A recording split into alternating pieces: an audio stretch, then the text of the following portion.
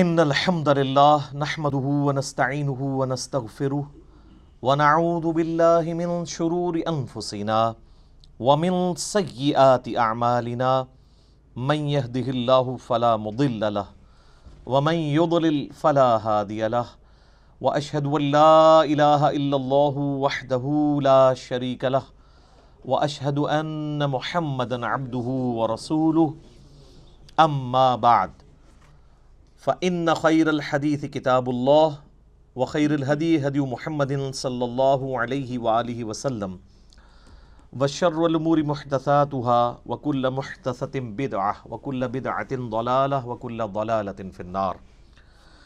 أعوذ بالله السميع العليم من الشيطان الرجيم من همزه ونفخه ونفثه. بسم الله الرحمن الرحيم. رب اشرح لي صدري ويسر لي امري واحلل عقدة من لساني يفقهوا قولي. بسم الله الرحمن الرحيم. ان الله وملائكته يصلون على النبي يا ايها الذين آمنوا صلوا عليه وسلموا تسليما. اللهم صل على محمد وعلى آل محمد كما صليت على ابراهيم وعلى آل ابراهيم انك حميد مجيد. اللهم بارك على محمد وعلى آل محمد كما باركت على إبراهيم وعلى آل إبراهيم إنك حميد مجيد. اللهم ربنا آتنا في الدنيا حسنة وفي الآخرة حسنة وقنا عذاب النار. ربنا آتنا من لدنك رحمة وهيئ لنا من أمرنا رشدا. لا إله إلا أنت سبحانك إني كنت من الظالمين. حسبنا اللہ ونعم الوکیل ولا حول ولا قوة الا باللہ العلی العظیم.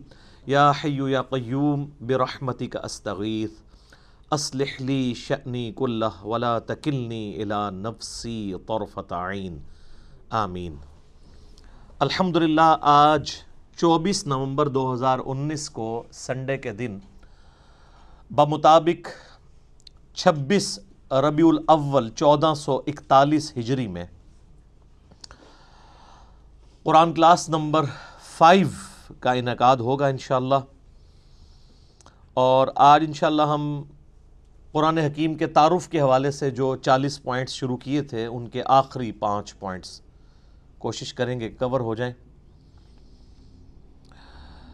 علمی پوائنٹ نمبر 36 وہ ہے میرے بھائیوں، قرآن حکیم 2 طرح کے علوم کو اتھینٹک مانتا ہے. نمبر 1 ریویلڈ نالج یعنی وحی کا علم، اور نمبر 2 ایکوائرڈ نالج یعنی سائنس کا علم. The knowledge obtained through observations and experiments is known as science.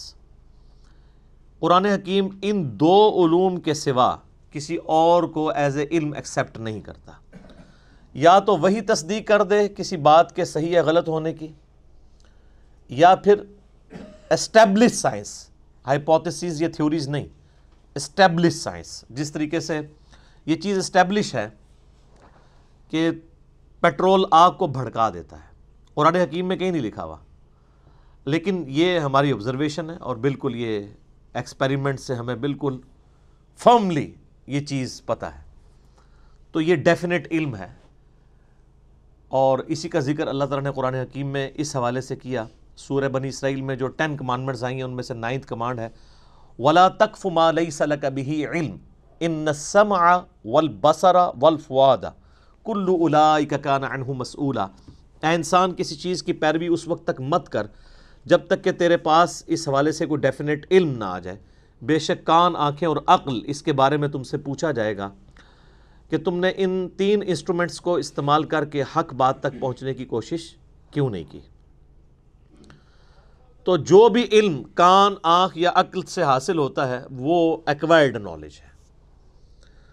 اور یہ جو فزیکل فنامنا آف نیچر ہیں یہ اتنا محکم علم ہے کہ حضرت ابراہیم علیہ السلام نے نمرود کے مقابلے پر جس دلیل سے اسے خاموش کروایا وہ یہی دلیل تھی کہ میرا رب وہ ہے جو مشرق سے سورج نکالتا ہے، اگر تو رب ہے تو مغرب سے نکال کے بتا. یہ ایک فزیکل فنامنا آف نیچر، ایک ڈیفینیٹ قانون قدرت کو انہوں نے بنیاد بنایا تھا خدا کے ایک ہونے کی، اللہ کے ایک ہونے کی۔ تو یہ محکم علم ہے۔ ان دو علوم کے سوا کوئی بھی علم ہوگا، یعنی کوئی بھی انفارمیشن ہمیں ملے گی جو ان دو علوم کے اندر فال نہیں کرتی ہوگی، وہ ایکسیپٹیبل نہیں ہوگی۔ مثلا اگر کوئی شخص کہے کہ زلزلہ اس لیے آتا ہے کہ ایک گائے ہے، اس نے ایک سینگ کے اوپر زمین کو اٹھا رکھا ہے، جب وہ تھک جاتی ہے تو دوسرے سینگ پہ اٹھا لیتی ہے، اس کی وجہ سے زلزلہ آتا ہے، تو یہ اس کی تصدیق نہ قرآن کرتا ہے، نہ ایکوائرڈ نالج یعنی سائنس کا علم کرتا ہے، نہ ریویلڈ نالج، نہ ایکوائرڈ نالج۔ بلکہ سائنس ہمیں بتاتی ہے کہ ٹیکٹونک پلیٹس کی ڈسٹربنس کی وجہ سے ہی زلزلے آتے ہیں۔ بہرحال وہ پلیٹس ڈسٹرب کون کرتا ہے، تو اس پہ تو سائنس اس طرح کی تمام ایشوز پہ کہتی ہے it is physical phenomena of nature, یہ قانون قدرت ہے، ایسا ہی ہوا کرتا ہے۔ ایسا ہی کیوں ہوا کرتا ہے، اسی میں قیامت مضمر ہے۔ God is the only explanation of all the physical phenomena in this universe۔ اس کائنات میں ہونے والے ہر فزیکل فینومینا کی ایکسپلینیشن خدا ہے، اللہ کی ذات ہے، کہ اس نے یہ محکم قوانین بنائے ہوئے ہیں اور ان قوانین کے تحت یہ چیزیں چل رہی ہیں۔ ان قوانین نے ان چیزوں کو پیدا نہیں کیا۔ سورج مشرق سے نکلتا ہے، یہ قانون ہے، اس قانون نے سورج کو پیدا نہیں کیا۔ ہم جتنی بھی انفارمیشن حاصل کرتے ہیں وہ قوانین کی حاصل کرتے ہیں۔ انڈے میں سے چوزا نکلتا ہے تو یہ ایک علم ہے، اس علم کی وجہ سے انڈا اور چوزا نہیں بنے ہوئے۔ جتنی بھی چیزوں کو آپ ڈیپ ڈگ کریں گے تو الٹیمیٹلی آخر میں جا کے یہی کہنا پڑتا ہے it is physical phenomena of nature, یہ قانون قدرت ہے، ایسا ہی ہوا کرتا ہے۔ کیوں ہوا کرتا ہے ایسا ہی، اس کے پیچھے اللہ ہے۔ ان دو علوم کے سوا کوئی بھی علم ہوگا اس کو قرآن حکیم ایکسیپٹ نہیں کرے گا، اسلام اسے علم کے طور پر نہیں مانتا۔ اسی طریقے سے آپ کو پتہ ہے ہمارے تو سب کانٹیننٹ کے معاشرے میں چیز مشہور ہے کہ اگر گھر کی منڈیر پہ کوا بیٹھا ہو تو مہمان آتے ہیں، کسی کی جوتی پہ جوتی چڑھ دے تو کہتے ہیں اس کے لیے سفر لکھا ہوا ہے۔ اس قسم کے کتنے توہمات ہیں جو ہمارے معاشرے میں عام ہیں۔ ان چیزوں کی تصدیق نہ سائنس کرتی ہے اور نہ ہی قرآن یا سنت وحی کا علم کرتا ہے۔ اور آپ یہ دیکھ لیں کہ جو لوگ ایکوائرڈ نالج کو بھی مانے ہوئے ہیں نا، وہ بھی کافی حد تک توہمات سے بچے ہوئے ہیں۔ اگر آپ کسی گورے سے کہیں نا کہ کالی بلی راستہ کاٹ دے تو اس کا مطلب ہے تمہارے لیے نحوست ہے۔ سر آپ ٹنڈولکر کے آگے 100 کالی بلیاں پھیر دیں پھر بھی آپ کو سینچری مار کے جائے گا۔ یہ ساری نحوستیں آپ کے اوپر پڑتی ہیں۔ اپنی باقی کمزوریوں کو ان چیزوں کے ساتھ جوڑنا یا اللہ کی طرف سے ملنے والی کسی کامیابی کو کسی اور چیز کے ساتھ جوڑ دینا، یہ توہم پرستی ہے۔ اللہ کے ساتھ چیزوں کو جوڑنا چاہیے۔ محنت آپ ضرور کریں گے لیکن الٹیمیٹلی اللہ کے اوپر بات کو چھوڑنا ہے کہ فیصلہ تو اس نے کرنا ہے۔ کئی بار سارے حالات اور واقعات آپ کی فیور میں ہوتے ہیں لیکن اللہ کا ڈیسیژن ہی ہوتا ہے کہ ایسا نہیں ہونا چاہیے۔ جو سیدنا علی کا قول ہے کہ میں نے اپنے ارادوں کے ٹوٹنے سے اپنے رب کو پہچانا ہے، کہ ہر چیز فیوریبل ہے لیکن پھر بھی رزلٹ اپوزٹ نکلا ہے، خدا کی مرضی کچھ اور۔ تو توہمات کو ہٹا کر ڈیفینٹ علم کے اوپر قرآن نے جو ہے وہ اسلام کی تعلیمات کی بنیاد رکھی ہے۔ اور یہ جو سائنس کا علم ہے یہ اتنا محکم علم ہے، اس کے بارے میں اللہ تعالیٰ نے قرآن حکیم میں 1000 سے زیادہ آیات ہیں جو سائنٹیفک فینومینا یا فزیکل فینومینا آف نیچر کے ساتھ ڈیل کرتی ہیں۔ اور اس کا کلائمیکس وہ آیت ہے سورہ حامیم السجدہ کے بالکل اینڈ میں، سَنُرِيهِمْ آيَاتِنَا فِي الْآفَاقِ وَفِي أَنفُسِهِمْ حَتَّى يَتَبَيَّنَ لَهُمْ أَنَّهُ الْحَقُّ۔ ان قریب ہم انہیں زمین و آسمان میں اور ان کی اپنی جانوں میں ایسی نشانیاں دکھائیں گے کہ یہ پکار اٹھیں گے، یہ بات مان لیں گے کہ یہ قرآن حق ہے، یہ کلام حق ہے۔ آج جس طریقے سے اللہ تعالیٰ نے سائنس کے ذریعے انسانیت کو کائنات کے چھپے ہوئے راز آشکار کیے ہیں، پہلے لوگوں کو تو ان چیزوں کا آئیڈیا نہیں تھا۔ یعنی اگر نبی علیہ السلام کے مبارک زمانے میں صحابہ کرام کو یہ بتایا گیا کہ تمہارا ایک ایک عمل نوٹ کیا جا رہا ہے، آج تو آپ کو پتہ ہے کہ ٹیرا بائٹس کے اندر یو ایس بیز آ چکی ہوئی ہیں۔ ابھی تو یعنی اس کے اوپر بھی تحقیق ہو رہی ہے کہ انسان کا تھوک جو ہے نا، اگر اس کو بھی سٹوریج کے طور پہ یوز کیا جائے تو انسانی ہسٹری کا بہت بڑا ڈیٹا جو ہے وہ تھوک کے اندر سٹور کیا جا سکتا ہے، چپس کی فارم میں، یو ایس بیز کی فارم میں، ہارڈ ڈسک کی فارمز میں تو آپ کے سامنے چیزیں آ چکی ہیں. کتنے بڑے لیول کا نالج جو ہے وہ ایک چھوٹی سی یو ایس بی کے اندر آ جاتا ہے. اب تو بلکہ ہر موبائل کے اندر میموری کارڈ ڈلے ہوئے ہیں. یہ ہم نے فزیکلی چیزیں آبزرو کر لی ہیں، کائنات کے چھپے ہوئے رازوں کو حاصل کر لیا ہے. اس کی وجہ سے کئی چیزیں جو ایمان بالغیب سے تعلق رکھتی تھی وہ ایمان بالشہادہ ہو چکی ہیں، ہمارے سامنے ہو چکی ہیں کہ ہاں یار اگر یہ ہو رہا ہے تو وہ کیوں نہیں ہو سکتا. سی سی ٹی وی کیمرہ جو ہے ایک دو مہینے 3 مہینے کی ریکارڈنگ کرتے ہیں، ایک چیز کی ریکارڈنگ کرتے ہیں.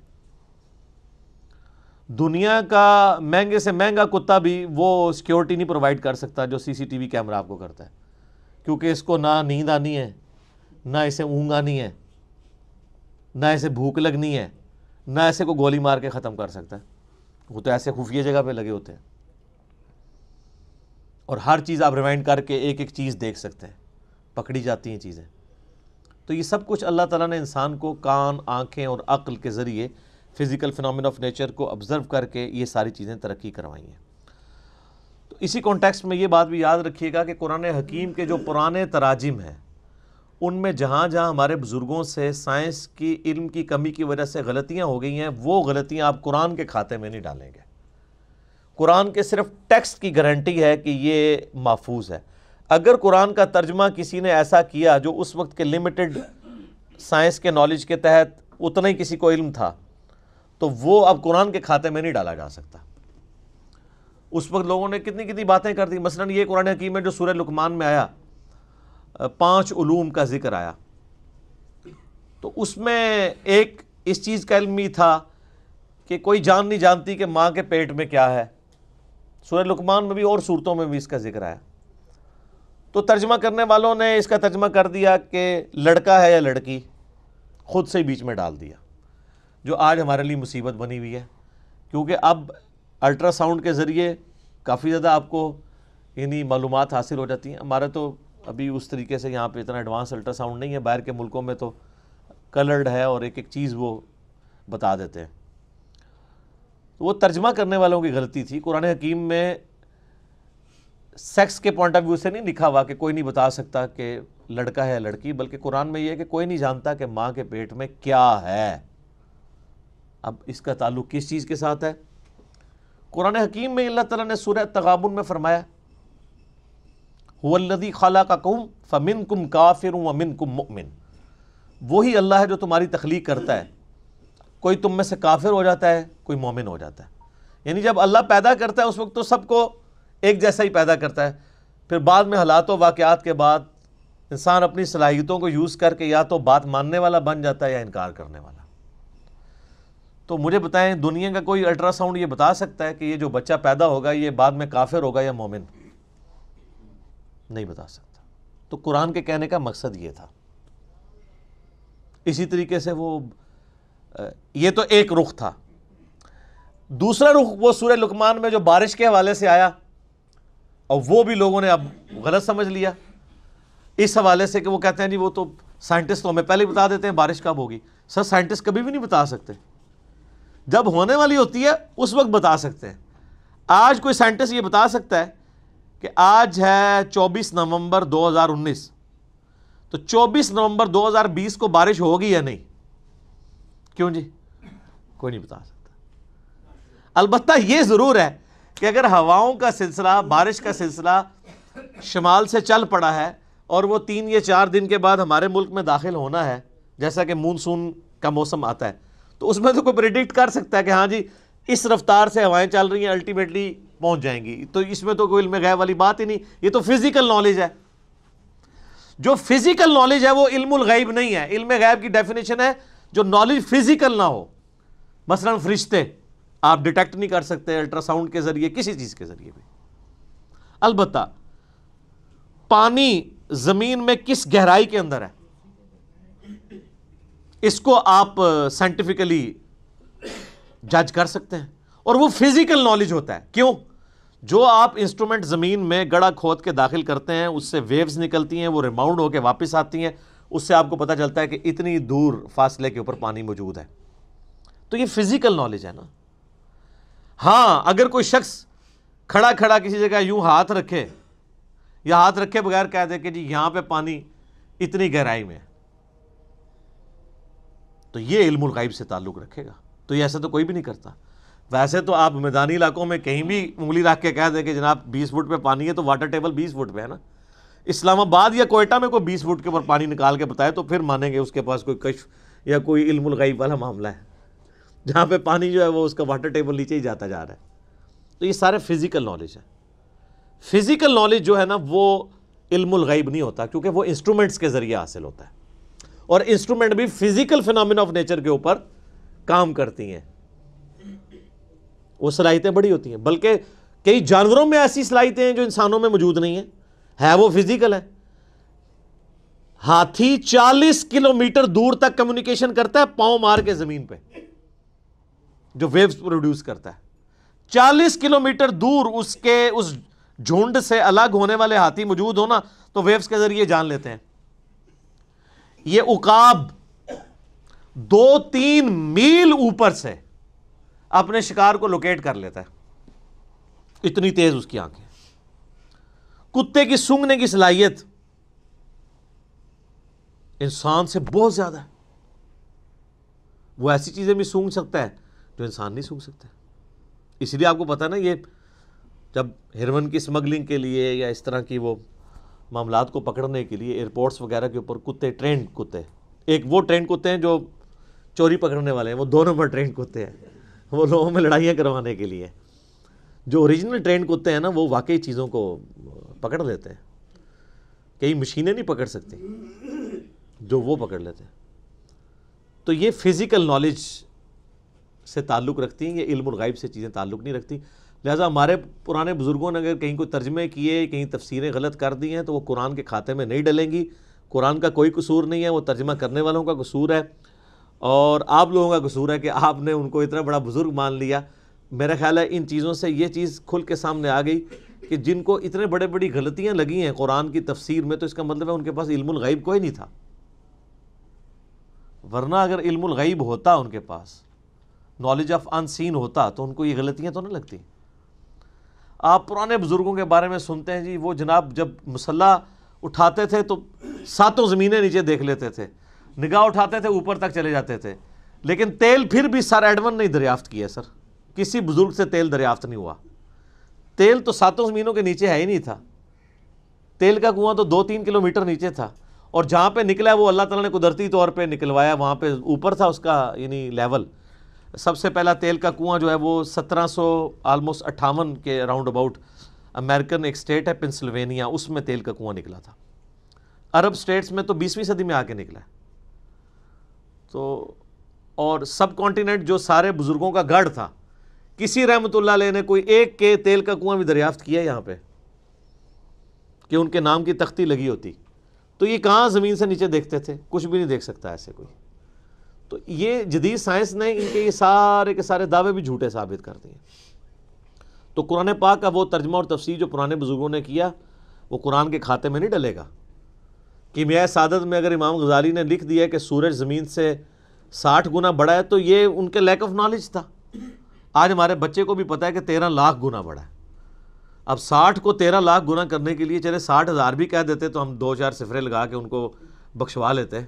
اتنی بڑی غلطیاں ان سے کیسے ہوئی ہیں؟ اسی لیے کہ ان کے پاس وہ علم نہیں تھا جو آج سائنس کے ذریعے ہمیں پتہ ہے. تو یہ ان کا کوئی عیب بھی نہیں ہے, اس میں ان کی توہین بھی نہ کی جائے. توہین آٹومیٹکلی اس لیے ہو جاتی ہے کہ آپ نے ان کے بارے میں کلیم کیا ہوا نا, وہ کلیم چونکہ اب جھوٹا نکلا ہے تو توہین تو آٹومیٹکلی ہوگی, کیونکہ آپ تو کہتے ہیں وہ تو جناب ہر چیز جان لیتے ہیں. ہم نے تو اس سے بڑی بات کی ہے کہ ہم اپنی میکینیکل انجینئرنگ کا ایک فارمولہ لکھ کے دیتے ہیں, زمین و آسمان کے سارے بزرگ مل کے جنہوں نے انجینئرنگ نہیں پڑھی ہوئی اس کو پڑھ کے بتا دیں. سمجھنا تو بڑی دور کی بات ہے.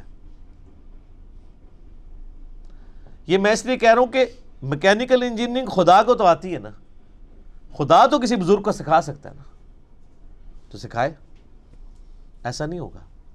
ہاں یہ کلیم اگر پیغمبر کے بارے میں کیا جائے اس کے ساتھ ہو جائے گا,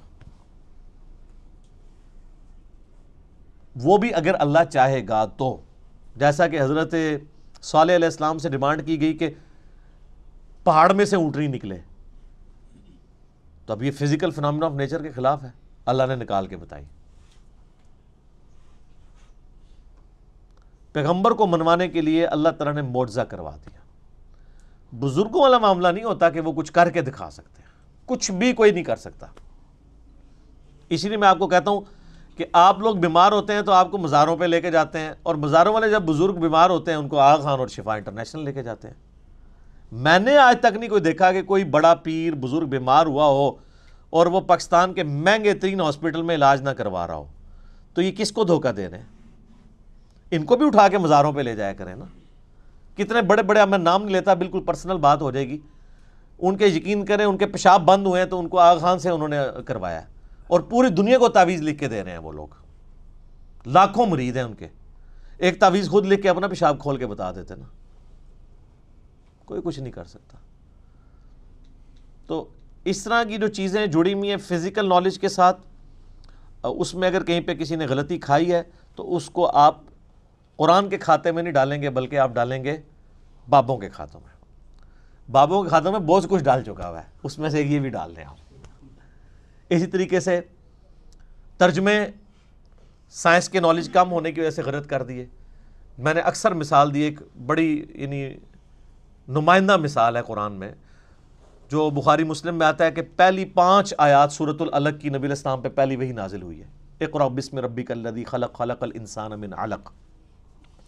ہمارے پرانے سارے بزرگوں نے خلق الانسان من علق کا ترجمہ کیا ہے، اللہ تعالیٰ نے انسان کو خون کی پھٹکی سے پیدا کیا، ڈراپ آف بلڈ سے پیدا کیا۔ یہ ترجمہ سارے کرتے آئے، حالانکہ اس کے لیے ان کے پاس کوئی بنیادی دلیل موجود نہیں تھی۔ لیکن اب جب ماڈرن لوگ آئے ہیں، انہوں نے کہا جی علق تو کہتے ہیں سسپینڈڈ چیز کو، اردو میں بھی معلق لفظ، لٹکی ہوئی چیز کو کہتے ہیں کہ معلق ہے۔ تو علق کا ترجمہ ہے کہ انسان کو اللہ نے پیدا کیا ایک ایسی چیز سے جو سسپینڈڈ فارم میں تھی۔ تو وہ تو آج ہمیں جو ہے وہ ایمبریولوجی کی فیلڈ کے لوگ بتا رہے ہیں کہ بچہ انیشیل سٹیج پہ رحم مادر میں ایک ایمبریو کی فارم میں، سسپینڈڈ فارم میں وال آف دا یوٹرس کے ساتھ چپکا ہوا ہوتا ہے، جیسا کہ ایک جونک چپکی ہوئی ہوتی ہے اور اس میں سے وہ خوراک حاصل کرتا ہے، پھر جب وہ بڑا ہوتا ہے پھر پورا معاملات آگے چلتے ہیں۔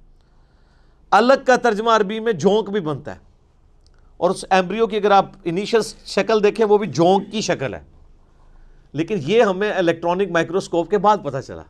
آج کی جب لیٹسٹ لوگ ترجمہ کرتے ہیں تو وہ پھر یہ ترجمہ کرتے ہیں کہ ایک ایسا یعنی انیشل ایمبریونک سٹیج سے انسان کو اللہ نے بڑا کیا جو جونک نما تھی، جو یوٹرس آف مدر کی وال کے ساتھ چپکی ہوئی تھی، اور اس طریقے سے آگے معاملات چلے۔ بلکہ اس حوالے سے ایک یعنی پروفیسر کیتھ مور جو اس وقت دنیا میں اس فیلڈ میں اتھارٹی مانے جاتے ہیں، انہوں نے تو باقاعدہ اپنی یعنی ٹیکسٹ بک، ان کی ایز اے ٹیکسٹ بک ان کی کتاب پڑھائی جاتی ہے ایمبریولوجی کی فیلڈ میں، انہوں نے قرآن حکیم کی باقاعدہ آیات جو ہے وہ کوٹ کی ہیں کہ سب سے بہترین ایکسپلینیشن ایک ایمبریو کس سٹیجز سے گزرتا ہے، جنین جسے ہم اردو میں کہتے ہیں، قرآن حکیم کرتا ہے۔ اور انہوں نے باقاعدہ پھر اسلام بھی قبول کیا اس کی وجہ سے۔ انہوں نے کہا مجھے یہ بات ماننے میں کوئی آر نہیں ہے کہ قرآن حکیم ایمبریولوجی کی فیلڈ کے حوالے سے جو باتیں کرتا ہے وہ 8 سے 100 سال پہلے بھی کسی کو نہیں پتہ تھی، اور چاہے جائے کہ 8 سے 1400 سال پہلے ایک شخص جو ریگستان میں پیدا ہوا ہے وہ یہ ساری چیزیں بتائے جو کہ ہمیں 20ویں صدی میں بھی 1960s 70s میں آ کے الیکٹرانک مائکروسکوپ کی وجہ سے جو چیزیں ہم پر ریویل ہوئی ہیں، یہ اس کے سوا کوئی چارہ نہیں کہ ہم مانیں کہ اس کا سورس ڈیوائن ہے، یعنی اللہ کی طرف سے۔ انہوں نے باقاعدہ اسلام بھی قبول کیا۔ تو یہ جو سائنٹیفک فیکٹس ہیں قرآن کے، یہ وقت کے ساتھ ساتھ سامنے آ رہے ہیں، اور اس میں ایک بہت کڑوی بات ہے لیکن سمجھنے کے لیے وہ چیز ضروری ہے، کیونکہ نبی علیہ السلام نے خود سمجھائی ہے۔ دیکھیں نبی صلی اللہ علیہ وآلہ وسلم اتنے منصف مزاج ہیں، مسلم شریف میں اوپر تلے 3 احادیث ہیں جو آج پبلکلی اگر ان کو بیان کر کے ان کی ایکسپلینیشن کی جائے تو آپ واجب القتل ہو جائیں، اور باقاعدہ امام مسلم رحمہ اللہ کی ان 3 احادیث کے اوپر جو باب باندھا گیا نا، اس کی ہیڈنگ ہے کہ نبی علیہ السلام کی اطاعت کن کاموں میں واجب ہے اور کس میں نہیں واجب۔ اب آپ سوچ رہے ہوں گے کس میں نہیں واجب، یہ کون سی چیز ہے؟ تو وہ 3 حدیثیں اوپر تلے ہیں صحیح مسلم میں، نبی علیہ السلام کے فضائل والے چیپٹر کے اندر۔ اچھا، چیپٹر نبی علیہ السلام کے فضائل کا ہے اور حدیثیں یہ ہیں، اور یہ صرف مسلم میں نہیں، ابو داؤد میں بھی ہے، بڑی مشہور حدیث ہے، تعبیر نحل والی۔ نبی علیہ السلام کچھ اصحاب کے پاس سے گزرے تو وہ گرافٹنگ کر رہے تھے، پیوند کاری کر رہے تھے کھجور کی فصل کو بڑھانے کے لیے۔ تو نبی علیہ السلام فرمایا ایسا کیوں کر رہے ہیں؟ ان کا اس سے فصل زیادہ ہوتی ہے۔ تو آپ نے فرمایا اگر ایسا نہ کرو تو کیا ہے؟ تو نبی علیہ السلام نے اس کو اس حوالے سے سمجھا کہ یہ نیچر میں تبدیلی ہے، آپ یہ کہہ کے چلے گئے۔ تو صحابہ کرام نے رزلٹ وہی نکالا جو ایک مسلمان کو نکالنا چاہیے تھا۔ انہوں نے اس سال گرافٹنگ نہیں کی تو وہ کھجوروں نے کم پھل دیا۔ تو انہوں نے آ کے نبی علیہ السلام کو شکایت کی کہ یا رسول اللہ آپ نے یہ مشورہ دیا تھا تو یہ تو پھل ہی ہمارا کم ہوا ہے۔ تو آپ علیہ السلام نے فرمایا کہ دیکھو جو چیز میں تمہیں اللہ کے ریفرنس سے بیان کروں نا قرآن یا سنت کی فارم میں، اس پہ تو تم ضرور عمل کیا کرو، اور جو چیز میں اپنے تجربے سے تمہیں بیان کروں اور وہ تمہارے دنیاوی کسی معاملے سے تعلق رکھتی ہو تو انتم اعلم بامر دنیاکم، تم اپنے دنیا کے کام کو مجھ سے بہتر سمجھتے ہو۔ اندازہ کریں آپ آج کے زمانے میں آپ یہ بات کر سکتے ہیں کسی کے سامنے؟ وہ گستاخ رسول کا فتویٰ لگا دے گا۔ اور نبی علیہ السلام خود اپنے بارے میں کہہ رہے ہیں کہ دیکھو دنیاوی معاملات کو تم بہتر سمجھتے ہو۔ ظاہر ہے نبی علیہ السلام کا تو ایکسپیرینس نہیں تھا شجرکاری کے حوالے سے، آپ کا تو سارا ایکسپیرینس جو ہے وہ بھیڑ بکریاں پالنے کے اعتبار سے تھا۔ اور آپ علیہ السلام کا بھی انصاف دیکھیں، آپ نے یہ نہیں کہا کہ اب میں نے جو فرما دیا تو بس وہ فرما ہی دیا ہے۔ آپ نے کہا دیکھو میں جب کوئی چیز دین کے طور پہ تمہیں تعلیم کروں اللہ کے ریفرنس سے، وہ تو تمہیں ماننا ضروری ہے، دنیاوی میں مشورہ دوں تو تم بہتر سمجھتے ہو اپنے معاملات کو۔ تو اس پہ باقاعدہ باب مسلم شریف میں باندھا گیا کن معاملات میں نبی علیہ السلام کی اطاعت واجب ہے اور کس میں نہیں۔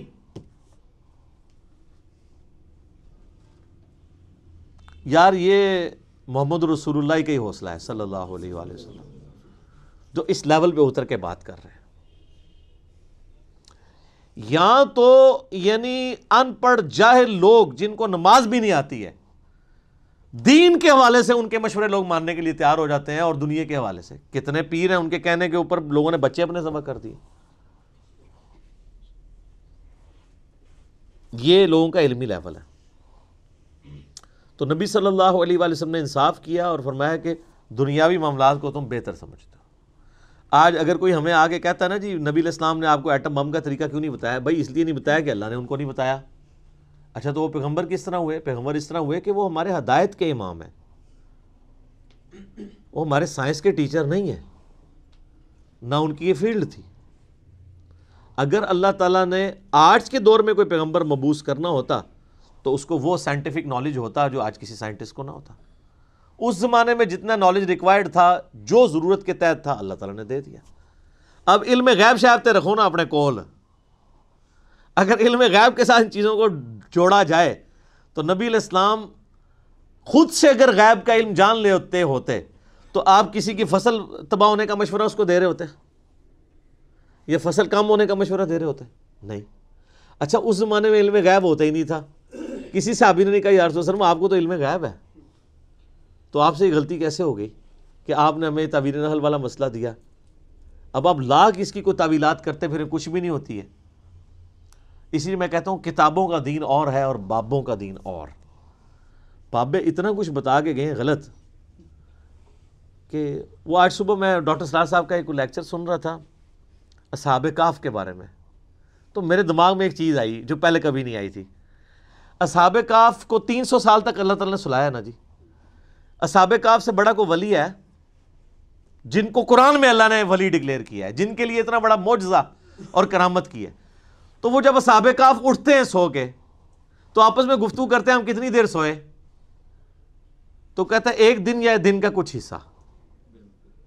تو ان کو تو یہ پتہ ہی نہیں تھا 300 سال سوئے ہیں، تو ان کو علم غیب کیوں نہیں تھا؟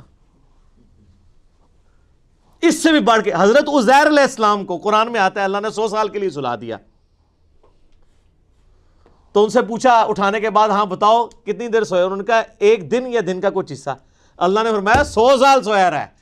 اگر وقت کا پیغمبر 100 سال سونے کے بعد اٹھے اور اسے یہ لگے میں ایک دن سویا ہوں اور اللہ کے بتانے پہ پتہ چلے، تو آپ کے بابوں کا علم غیب، کشف، الہام، یہ ساری کہانیاں کتنے گئی ہیں؟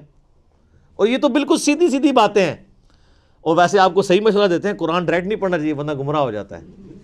ہاں ظاہر ہے قرآن جب پڑھے گا تو جو چیز آپ نے دین کے طور پہ لوگوں کو بتائی ہوئی ہے وہ گمراہی ثابت ہو جائے گی، اور جو چیز واقعی دین ہے اس کو آپ گمراہی سمجھتے ہیں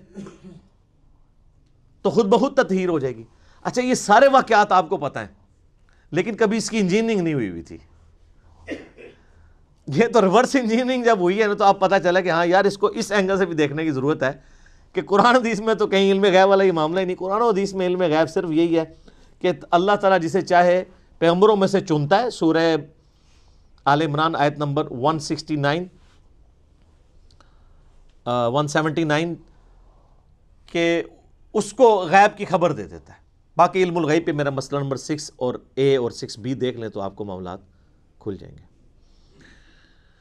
علمی پوائنٹ نمبر 37 وہ ہے میرے بھائیوں، چونکہ قرآن حکیم عربی زبان میں نازل ہوا ہے لہٰذا عربی زبان سے جب اسے ٹرانسلیٹ کیا جائے گا نا کسی اور زبان کے اندر تو الفاظ کے چناؤ میں فرق آئے گا. یہ آپ نے ذہن میں رکھنا ہے. البتہ مفہوم میں فرق نہیں آئے گا.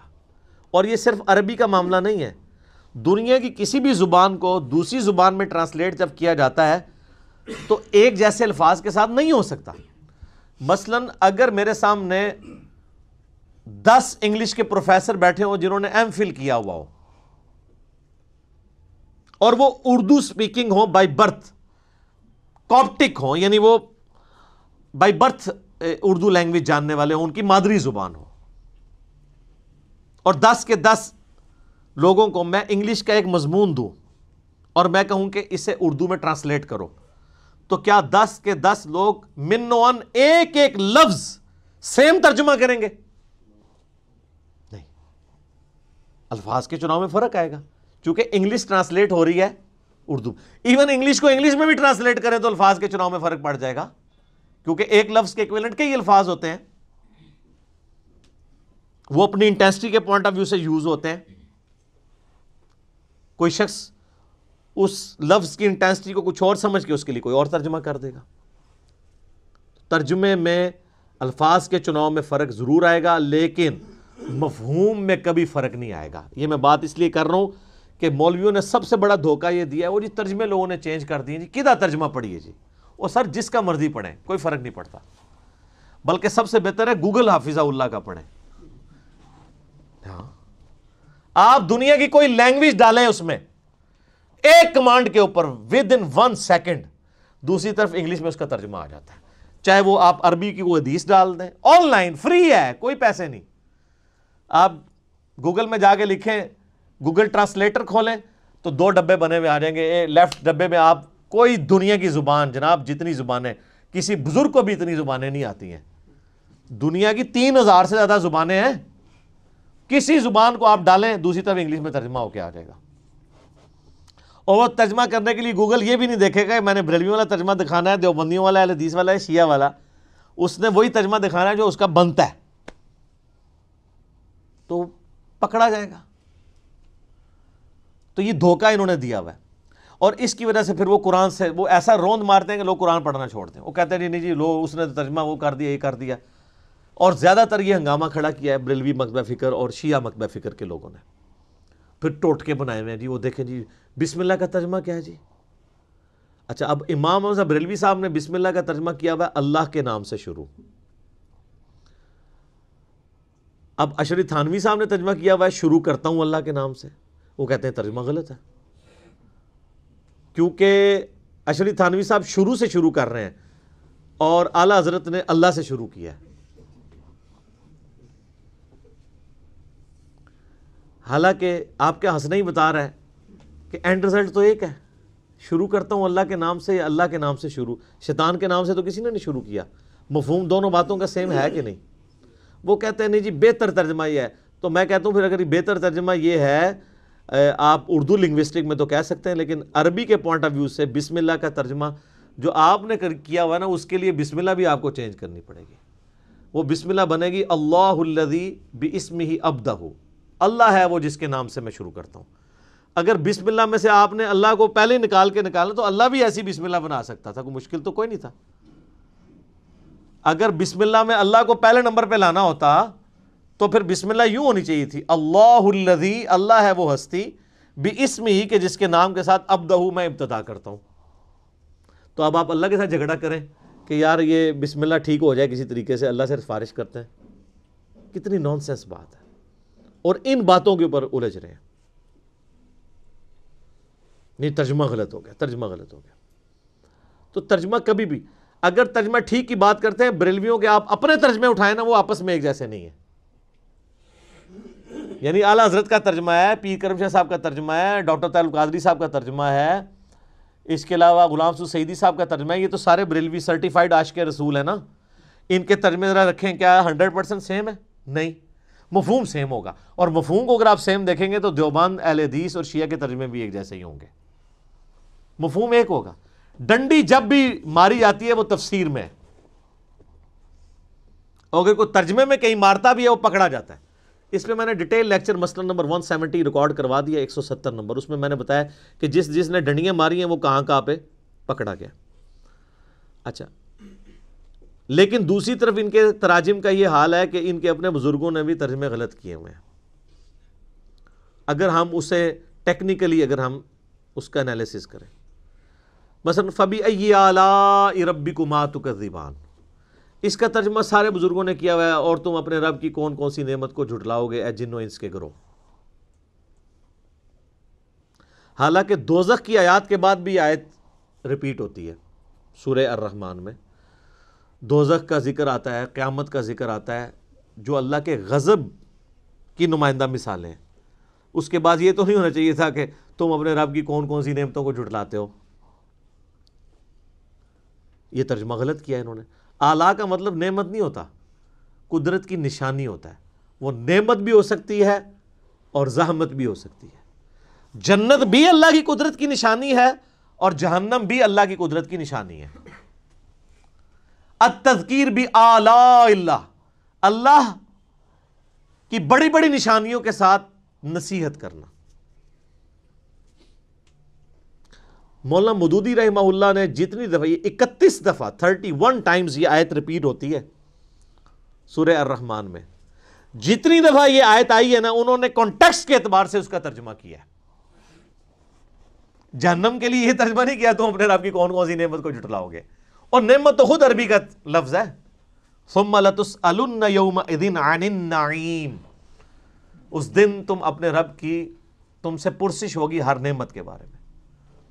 اعلیٰ کا مطلب نعمت نہیں ہے، ہر قدرت کی بڑی نشانی اعلیٰ اللہ ہے، چاہے وہ جنت ہو چاہے جہنم ہو، چاہے سورج ہو، چاند ہو، زمین ہو، ستارے ہوں، فرشتے ہوں، جنات ہوں، انسان ہوں، یہ سب اللہ کی قدرت کی نشانی ہے۔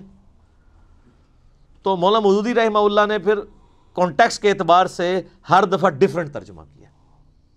تو پھر پڑھا لکھا بندہ تو پھر پڑھا لکھا ہی ہوتا ہے نا سر، لیکن اس کے بعد ڈگری نہیں ہوتی، ڈگری ہوتی تو پھر غلط ترجمہ کر دیتا۔ ٹھیک ہے، ویسے ڈگری بھی انہوں نے بعد میں لے لی تھی احمد شغل میلے میں، ان کی ڈگریوں کی باقاعدہ سکینڈ کاپیاں موجود ہیں نیٹ کے اوپر۔ مولانا مودودی تو پھر آپ کو پتہ ہے آئنسٹائن تھے نا، جب مولویوں نے شغل میلہ لگایا نا، یہ ڈگری ڈگری ڈگری، انہوں نے کہا من دسو تو درس نظامی دے کورس دے پیپر کیڑے نے، انہوں نے کہا جی آخری دسو، آخری سال دے 6 مہینے کی تیاری کے بعد مودودی صاحب نے پیپر دے کے ان کے منہ پہ ڈگری لا کے ماری۔ ڈگریوں کے جس کے اوپر پی ایچ ڈی ہوتی ہوں تو وہ ڈگری ہیں، جس کو ڈاکٹر اقبال 18 سال کی عمر مودودی صاحب کی، اور ڈاکٹر اقبال کہہ رہے ہیں کہ یہ بندہ مسلمانوں کا تھنک ٹینک ہے مستقبل کا۔ الجہاد فی الاسلام ان کی کتاب جب پڑھی، ڈاکٹر اقبال نے ان کو یہاں بلایا تھا۔ آپ کو پتہ ہے نا پاکستان میں یہ جو منصورہ میں جماعت اسلامی کا مرکز ہے، یہ ڈاکٹر اقبال نے لے کے دیا ہوا ہے ان کو، جن کو ہم حکیم الامت اور کتنے بڑے بڑے القابات دیتے ہیں، شاعر مشرق۔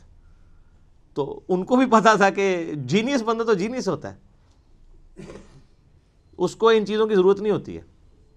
مجھے وہ غامدی صاحب کی بات یاد آ گئی، ان سے کسی نے پوچھا نا جی آپ کے پاس ڈگری ہیں، ڈگری نہیں ہے، تو انہوں نے کہا ہم تو بزرگوں سے پڑھتے رہے ہیں۔ ان کا کسی بزرگ نے آپ کو ڈگری نہیں دی؟ انہوں نے کہا بزرگ ڈگریاں نہیں دیتے، بزرگ پڑھانے کے بعد دعائیں دیتے ہیں، تو دعائیں لی ہوئی ہیں بزرگوں کی۔ یعنی یہ ڈگریوں والی دھونس اور اس طریقے سے یہ معاملات یہ خود ان سے بھی مس ہینڈل ہوئے ہوتے ہیں. یہ ترجمے کے پوائنٹ آف ویو سے میں نے ایک امپورٹنٹ چیز بتا دی. اچھا اسی میں ایک اور چیز ہے کہ الفاظ کے چناؤ میں بعض اوقات دوسری لینگویج میں جب آپ جاتے ہیں تو معاملات مس ہینڈل بھی ہو جاتے ہیں، حالانکہ اس میں انٹینشن بری نہیں ہوتی ہے، گستاخی کا فتویٰ نہیں لگنا چاہیے. مثلا واللہ خیر الماکرین، اس کا لفظی ترجمہ یہی ہے کہ اللہ تعالیٰ سب سے بہتر مکر فرمانے والا ہے، لیکن مکر کا لفظ اردو میں نٹوریس ہے. اب اعلیٰ حضرت نے اس کا ترجمہ کیا اللہ تعالیٰ وَمَكَرُوا وَمَكَرُ اللَّهِ، یہ آیت واللہ خیر الماکرین سورہ آل عمران میں. کافروں نے بھی مکر کیا اور اللہ نے بھی اپنی خفیہ تدبیر فرمائی، اور اللہ تعالیٰ سب سے بڑھ کر خفیہ تدبیر فرمانے والا ہے. اچھا آپ یہ بریلوی لے کے آتے ہیں، وہ کہتے ہیں جی یہ دیکھیں جی یہ ہے بڑا مؤدب ترجمہ. ہم جناب ایک معصومانہ عرض کرتے ہیں تدبیر تو خود عربی کا لفظ تھا، اللہ نے کیوں نہیں استعمال کیا؟ اللہ کو نہیں پتا تھا بعد میں میری گستاخی ہو جانی ہے مکر کے لفظ سے. اب جن لوگوں نے مکر کا ترجمہ مکر ہی کر دیا ان کے اوپر یہ وہ لٹھ لے کے انہوں نے مکر پہ کہتے ہیں گستاخی ہوگی گستاخی ہوگی، حالانکہ کوئی ان کی انٹینشن گستاخی کی نہیں تھی. انہوں نے مکر کو انہوں نے کہا نہیں اردو میں مکر نٹوریس لفظ کے طور پہ استعمال ہوتا ہے. انہوں نے کہا بھائی لاکھ انہوں نے یقین دلایا کہ بھائی ہم اس نیت سے نہیں کر رہے ہیں، ٹھیک ہے آپ بہتر ہے جو آپ نے ترجمہ کیا لیکن یہ بھی کوئی غلط نہیں ہے، لیکن پیچھے. اب جب میں نے اعلیٰ حضرت کا سورہ آل عمران سے نکالا ہے کہ صحابہ کرام کے جب وہ غزوہ احد اور بدر کے کانٹیکسٹ میں تھوڑا سا وہ ڈگمگائے تو وہاں پہ اعلیٰ حضرت نے ترجمہ کیا ہے تم نے نامردی دکھائی، باقیوں نے ترجمہ کیا ہے تم نے کمزوری دکھائی. یہ جو میرا وہ پرائم منسٹر کے دفاع پہ گستاخ صحابہ کا فتویٰ، لاکھوں لوگوں نے میرا وہ کلپ دیکھا ہے، اس میں ایچ ڈی کیمرے میں نے دکھایا نامردی کا لفظ استعمال کیا ہے اعلیٰ حضرت نے صحابہ کرام کے لیے. تو آپ دیں سرٹیفکیٹ عاشق رسول ہونے کا. تو مجھے کئی بریلوی علماء نے بھی فون کیا، کہتے سانو بھی نہیں سی پتا. میں کہا اڑاؤ نا میدان کہو نا کہ اعلیٰ حضرت صحابہ نہ مرد کہہ کے گئے نے. نہ مرد کا کیا مطلب ہے؟ تو وہ تعویل کریں گے نہیں وہ اصل میں شستہ اردو میں کمزوری دکھانے کو نامردی کہتے ہیں. تو سر وہ اگر انہوں نے مکر کا ترجمہ دوسروں نے مکر کر دیا تو ادھر تو آپ ان کو نہیں معاف کر رہے تھے. اردو زبان میں اس وقت نامردی کا مطلب کیا ہے؟ جو اسٹیبلش اردو ہے اپنے بابے کا دفاع کریں گے، دوسرے کے بابوں کی چھوٹی سی بات ہوگی رگڑ دیں گے.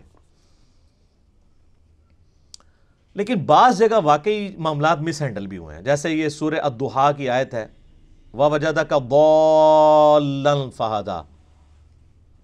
اب اس کا کئی لوگوں نے ترجمہ غلط بھی کر دیا. مولانا مودودی نے صحیح کیا ہے ترجمہ، امین احسن اصلاحی صاحب نے بھی صحیح کیا ہے، ڈاکٹر اسرار نے بھی صحیح کیا ہے، لیکن اشرف تھانوی صاحب باقی لوگوں سے مس ہینڈل ہوا کہ نبی ہم نے تمہیں گمراہ پایا تو ہدایت دی.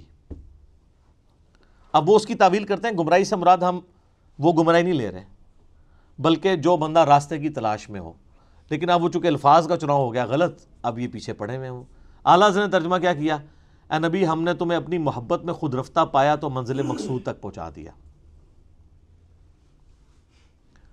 اب یہی بات وہ بھی کہنا چاہ رہے تھے، یہاں پہ انہوں نے الفاظ کا چناؤ ایسا کیا کہ یہ اس ایک ترجمے کو لے کے وہ پھر لکیر پیٹتے رہتے ہیں، کہتے ہیں دیکھیں نہیں جو نبی کوئی گمراہ مان رہا ہے آپ نے اس کا ترجمہ پڑھنا ہے. تو اب اس طرح کی مس ہینڈلنگ واقعی ہوئی ہے کہ یہ جب عربی کو آپ اردو میں ٹرانسلیٹ کرتے ہیں تو آپ نے اس کانٹیکسٹ میں دیکھنا ہے یہ ضال کا معنی صرف گمراہی نہیں ہوتا. جو شخص کسی کی تلاش میں سرگرداں پھرے نا اسے بھی ضال کہتے ہیں، کسی کی محبت میں ڈوب کے. جیسا کہ حضرت یوسف علیہ السلام کے لیے قرآن میں آیا کہ ان کے والد کے بارے میں ان کے بھائی کہتے ہیں ان ابانا لفی ضلال مبین، ہمارے ابا تو یوسف کی محبت میں ڈوب چکے ہیں. اب ضال ترجمہ تو وہاں پہ بھی گمراہ ہو سکتا تھا، لیکن ایک بیٹا جو خود مسلمان ہے اس کا باپ پیغمبر ہے، اس نے اپنے باپ کو گمراہ تو نہیں کہنا. ان ابانا لفی ضلال مبین، ہمارے ابا تو یوسف کی محبت میں ڈوب چکے ہیں. اب یہاں پہ لفظ وہی ضال ہے، غیر المغضوب علیہم ولا الضالین، وہاں پہ گمراہی ترجمہ ہے لیکن یہاں محبت. اسی طریقے نبی علیہ السلام کے لیے جب آئے گا نا وَوَجَدَكَ ضَالًّا فَہَدَىٰ، اے نبی ہم نے آپ کو خود رفتہ پایا اپنی محبت میں، آپ کو ہدایت کی منزل مقصود تک پہنچا دیا. کیونکہ ڈیٹم لیول کی ہدایت تو تھی. سورہ یونس میں آیت نمبر 15 اور 16 میں آتا ہے کہ نبی علیہ السلام کی اعلان نبوت سے پہلے کی زندگی کو بھی اللہ تعالیٰ نے نبوت کی دلیل کے طور پہ پیش کیا ہے۔ بنیادی توحید تو آپ کو ہمیشہ سے تھی، نبی تو پیدائشی پیغمبر ہوتا ہے، ہاں مبعوث بعد میں ہوتا ہے۔ پھر قرآن میں وہ جو آیا ما ضل صاحبکم وما غوا، تمہارے نبی نہ کبھی بہک کے ہیں نہ کبھی بہرا چلے ہیں، تو وہاں تو خود اللہ تعالیٰ ہمارے نبی کبھی بھی بہک کے نہیں ہے، تو ووجدک ضالا فہدی کا ترجمہ وہی بنتا تھا جو اعلیٰ حضرت نے کیا ہے، یا مولانا مودودی نے کیا ہے، یا ڈاکٹر اسرار صاحب نے کیا ہے۔ تو اس طرح کے مس ہینڈلنگ کی وجہ سے پھر الٹیمیٹلی نقصان ہوا۔ لیکن اب کئی چیزیں ایسی ہیں جس میں مصیبت کھڑی ہوگی، مثلا لا اقسم بہذا البلد، اس کا ترجمہ سب نے کیا ہے اے نبی میں تیرے شہر مکہ کی قسم کھاتا ہوں۔ اللہ تعالیٰ نے مکہ کی قسم یاد فرمائی ہے، اور یہ بھی بالمفہوم ترجمہ ہے، جو اس کا باللفظ ترجمہ ہے وہ ڈیفرنٹ بنتا ہے، وہ یہ بنتا ہے میں تیرے شہر مکہ کی قسم نہیں کھاتا ہوں، لیکن وہ عربی کا سٹائل ہے، چونکہ یہ ایک لٹریچر کی بک ہے اور دعوت کے لیے اتری ہے، تو وہ جو اس طرح کا لا جو سٹارٹ میں آتا ہے نا، لا اقسم بیوم القیامہ، وہ جو پہلا لا ہوتا ہے نا وہ ان کے عقائد کی نفی کے لیے ہوتا ہے، لا نہیں، غلط کہتے ہو تم، اقسم بیوم القیامہ، میں قسم کھاتا ہوں قیامت کے دن کی، تو وہ لا جو ہے وہ ان کے فرسودہ نظریات کے ساتھ جڑا ہوا ہوتا ہے، لیکن یہ عربی میں تو ہے، اردو میں آپ اس طرح کریں گے تو اردو میں ایسا نہیں اسٹائل ہوتا بولنے کا، تو میں بھی جو کہتا ہوں نا تو یہ سنت الہی ہے، نہ میں وابی نہ میں بابی، میں ہوں مسلم علمی کتابی، نہ سے بات شروع کرنا، آپ کا کلمہ ہی نہ سے شروع ہوتا ہے، کہتے ہیں میٹھی میٹھی باتوں سے سٹارٹ کریں، آپ کا کلمہ ہی نہ سے شروع ہو رہا ہے، لا پہلے نفی کرنی ہے، پھر اس بات کوئی معبود نہیں سوائے اللہ کے۔ اب اعلیٰ حضرت نے اس پہ کیا کیا، انہوں نے بڑی ہوشیاری دکھائی، انہوں نے ترجمہ کیا کہ اے نبی مجھے تیرے شہر مکہ کی قسم، باقیوں نے ترجمہ کیا اے نبی ہم تیرے شہر مکہ کی قسم کھاتے ہیں۔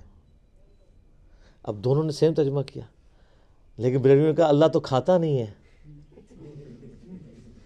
ہاں دیکھیں گستاخ ہو گئے ہیں، انہوں نے کھانے کی نسبت اللہ کی طرف کر دیا ہے، اللہ تو کہتا ہے نہ اسے بھوک لگتی ہے، وہ تو قرآن میں سورہ نام میں ہے نا کہ اللہ تعالیٰ تم سے سورہ ذاریات میں کھانا نہیں مانگتا، وہ تو خود تمہیں کھلاتا ہے، وہ کہتے ہیں یہ دیکھیں دیوبندی اور اہل حدیث یہ تو اللہ کے کھانے کے قائل ہیں، اور دیکھیں ترجمہ انہوں نے کیا کر، آپ مذاق نہ سمجھیں، یہ کتابیں لکھی ہوئی ہیں، میں کوئی زبانی کلامی بات نہیں کر رہا ہوں، میرے پاس بریلویت دیوبندیت اہل حدیث اور شیعت کا وہ نالج ہے جو ان کے اپنے بڑے بڑے گول کیپرز اور بزرگوں کے پاس بھی نہیں ہے، کیونکہ میں پنجابی کہنے لگا وچو وڑ کے نکلے ہوئے ہیں، مجھے پتہ ہے میں اس ساری گمراہی میں رہا ہوں نا، ہم خود یہ لوگوں کو دھوکہ دیتے رہے ہیں، ہم سے زیادہ کون جانتا ہے، کہتے ہیں کھاتا کھاتا، دیکھیں اللہ کی طرف کھانے کی نسبت کر دی، اللہ تو کھانے سے پاک ہے، اور دیکھیں یہ کتنا مؤدب ترجمہ ہے، تو وہ مؤدب ترجمہ تو میں نے بتا دیا ان صحابہ کو، نہ مرد لکھا ہوا ہے، ایک اور لے جائیں، سورہ نمل میں وہ جو جنات پیش ہوتے ہیں نا حضرت سلمان علیہ السلام وہ تخت بلقیس کے لیے، تو قال عفریت من الجن، ایک بڑا دیو ہیکل جن بولا کہ میں آپ کی اس مجلس کے برخاست ہونے سے پہلے ہی وہ لے آؤں گا، تو اب وہ عفریت کا ترجمہ اعلیٰ حضرت نے کیا ہوا ہے ایک خبیث جن بولا، تو جو انبیاء کی مجلس میں انبیاء کے یعنی صحبت یافتہ جن ہیں جو انبیاء کی خدمت پہ مامور ہیں، ان کو یعنی صحابی جن کو خبیث کہا ہوا ہے، اے لو دو لے جاؤ پھر آج تحفے، جڑا کہ نا بڑا بامؤدب ترجمہ ہے، اے میں ایسے دو ہی دیتے نا، اور بھی بہت ساری ہیں چیزیں، تو عفریت کا ترجمہ انہوں نے کیا ایک خبیث جن بولا، باقیوں نے ترجمہ کیا ایک دیو ہیکل یعنی ایک بڑا طاقتور جن، تو یہ اعلیٰ حضرت سے کوئی پوچھے کہ یہ آپ کو کیسے پتہ چلا کہ وہ خبیث تھا، آپ کو اس میں کیا خباثت نظر آئی ہے، جن سارے تو خبیث نہیں ہوتے ہیں، جن تو قرآن پاک میں آیا کہ نبی سورہ الجن میں کہ تم فرماؤ مجھے وحی کی گئی ہے کہ جنات کا ایک گروہ یہاں سے گزر رہا تھا انہوں نے قرآن سنا اور وہ ایمان لے آئے، انہوں نے اس کتاب کی تصدیق کی۔ سورہ احقاف میں پوری ڈیٹیل آتی ہے۔ پھر وہ اپنی قوم میں چلے گئے کہ حضرت موسیٰ کے بعد اب ایک نئے پیغمبر آئے ہیں جو کہ اسی توحید کی طرف بلا رہے ہیں جو موسیٰ علیہ السلام کے پاس آئی تھی۔ ایک ہی مجلس میں قرآن سنا، ایمان لائے اور داعی بھی بن گئے۔ تو حضرت سلیمان علیہ السلام کی مجلس میں جو جنات تھے، جب تک سلیمان علیہ السلام یا قرآن یا حدیث یہ نہ بتائے کہ کون سا کافر جن تھا اور کون سا مسلمان جن، آپ خود کس طریقے سے نیگیٹو یعنی اپروچ کیسے رکھ سکتے ہیں؟ آپ کو تو پازیٹیو اپروچ رکھنی چاہیے۔ اور پھر وہ اپنی خدمات پیغمبر کے وقت کے پیغمبر کے لیے پیش کر رہے ہیں اور آپ اسے کہہ رہے ہیں خبیث جن۔ ٹھیک ہے، تو اس لیے میں کہتا ہوں کہ پہلے لوگوں کو گستاخی کے سرٹیفکیٹ یہ دیا کرتے تھے، اب ان کے بزرگوں کے لیے بھی محبت اور عشق کا سرٹیفکیٹ جو ہے نا وہ اس پلیٹ فارم سے جاری ہوگا تو ہم مانیں گے، یا پھر آپ باقیوں کو بھی چھوڑیں جن کے اوپر آپ نے فتوے لگائے ہیں، کسی نے بری انٹینشن سے ترجمے نہیں کیے ہوئے ہیں۔ اچھا، وہ ایک اور قرآن پاک میں جگہ آتا ہے سورہ بقرہ میں بھی کہ یہ اللہ سے مذاق کرتے ہیں، اللہ بھی ان کے ساتھ مذاق کرے گا۔ وہ کہتے ہیں دیکھو جی ان کا خدا تو مذاق کرتا ہے، یہ مذاق تو بری چیز ہے، اللہ کی طرف منسوخ ہے۔ اچھا، اعلیٰ حضرت نے کیا ترجمہ کیا؟ انہوں نے کہا کہ یہ اللہ یہ یعنی ایمان والوں سے مذاق کرتے ہیں، اللہ تعالیٰ بھی ان سے استہزاء فرماتا ہے۔ اور انہوں نے عربی جی لکھتا ہے استہزاء، تاکہ مصیبت ہی نہ کھڑی ہوئے۔ اچھا، اسی طریقے سے قرآن پاک میں آتا ہے نا کہ اللہ تعالیٰ ان کو گمراہ کر دے گا ان کی بدعمالیوں کے سبب۔ تو اس طرح کے جو الفاظ اس حوالے سے آتے ہیں تو اس میں اعلیٰ ترجمہ کرتے ہیں اللہ تعالیٰ انہیں غافل کر کے مارے گا۔ وہ کہتے ہیں آپ کسی بھی غلط چیز کی نسبت اللہ تعالیٰ کی طرف نہیں کریں گے۔ یار جب اللہ تعالیٰ نے خود الفاظ کا چناؤ قرآن میں ایسا کیا ہوا ہے، اور پھر اس سے بڑھ کر یہ کہ انہوں نے پھر ترجموں میں اس لیول تک دو نمبری کی کہ باقیوں کے اوپر گستاخی کے فتوے لگا دیے۔ وما محمد الا رسول قد خلت من قبلہ الرسل، محمد تو نہیں مگر ایک رسول ہی، ان سے پہلے بھی کئی رسول گزرے۔ افئن مات، اگر یہ مر جائیں، او قتلا یا قتل ہو جائیں، تو کیا تم دین سے الٹے قدم پھر جاؤ گے؟ اب اعلیٰ حضرت نے کیا ترجمہ کیا؟ محمد تو نہیں مگر ایک رسول ہی، اگر یہ انتقال فرما جائیں یا وصال فرما جائیں یا شہید کر دیے جائیں تو تم دین سے الٹے قدم پھر جاؤ گے۔ وہ ترجمہ ہی چینج کر دیا، ماتا کا ترجمہ تھا مر جائیں۔ وہ میں ڈاکٹر طارق قادری صاحب کی ویڈیو دیکھ رہا ہوں، انہوں نے کہا تھا نبی کو مرنے والا کہنے والوں تم مر جاؤ، تو یہ کس کو کہہ رہے ہیں؟ اللہ کو۔ سورہ زمر کی آیت ہے انک میت و انہم میتون، اے نبی تم نے بھی مرنا ہے اور تمہارے مخالفین کو بھی مرنا ہے۔ اب ان سے پوچھ کے قرآن نازل ہوتا تو ہوتا ہے کہ اے نبی تمہارے مخالفین کو بھی مرنا ہے اور آپ کو بھی وصال شریف فرمانا ہے۔ وصال عربی کا لفظ ہے، یاد رکھیے گا، اللہ نے یہ لفظ نہیں استعمال کیا۔ وفات بھی عربی کا لفظ ہے اور میت بھی عربی کا لفظ ہے۔ اب اللہ نے الفاظ کہ افئن مات او قتل یہ نازل کرواتے قرآن تو کہتے ہیں کہ آپ جو ہے نا اس کی جگہ ماتا کی جگہ وفات بھی لفظ خیر گستاخی سمجھتے ہیں، وصال استعمال کریں اور قتیلہ کی جگہ استعمال کریں شہید، پھر ہماری تسلی ہوگی، مؤدب ترجمہ ہو جائے گا۔ اور اسی طریقے سے وہ جو سورہ فتح کی شروع کی آیات ہیں اس پہ تو میرا کلپ لاکھوں لوگوں نے دیکھا ہے، انا فتحنا لک فتحا مبینا، وہ ترجمہ ہی الٹ کر دیا ہے۔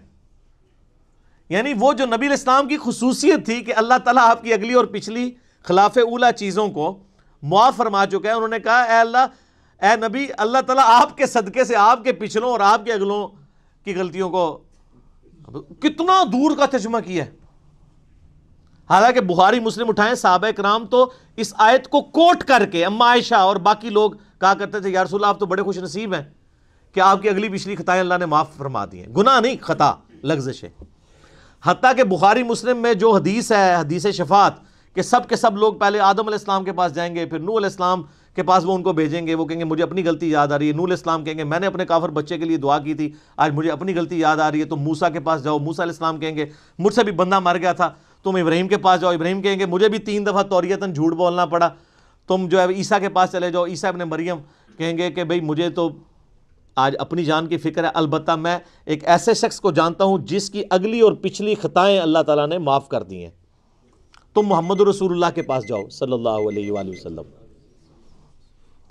عیسیٰ علیہ السلام قیامت والے دن حضور کے ہاتھوں پہ صلی اللہ علیہ وآلہ وسلم شفاعت کا دروازہ کھولنے کے لیے بنیاد کس کو بنا رہے ہیں؟ کہ جس کی اگلی پچھلی خطائیں معاف ہو چکی ہیں۔ کون سی اگلی پچھلی؟ جو باقی انبیاء کو جس سے ڈر لگا ہوا ہے۔ یہ آیت کو معمولی نہ سمجھیں، حضور کی شان میں بڑی آیات میں سے ہے۔ انبیاء تو قیامت والے دن فکر کر رہے ہوں گے کہ ہم نے جو دنیا میں غلطی ہوئی ہمارا کیا بنے گا۔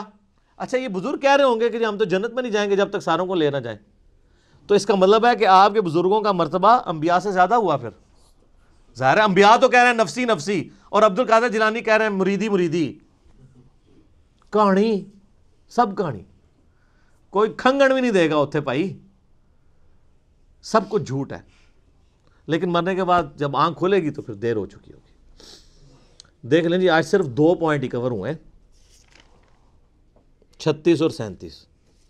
اگلا لیکچر بھی انٹروڈکشن میں جائے گا، لیکن اس کے بغیر حق نہیں ادا ہوتا۔ ٹھیک ہو گیا؟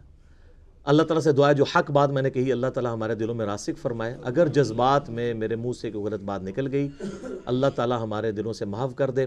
اللہم صلی علی محمد وعلی آل محمد کما صلیت علی ابراہیم وعلی آل ابراہیم انک حمید مجید۔ اللہم بارک علی محمد وعلی آل محمد کما بارکت علی ابراہیم وعلی آل ابراہیم انک حمید مجید۔ سبحانک اللہم وبحمدک اشہد ان لا الہ الا انت استغفرک واتوب الیک وما علینا الا البلاغ المبین۔ جزاکم اللہ خیرا۔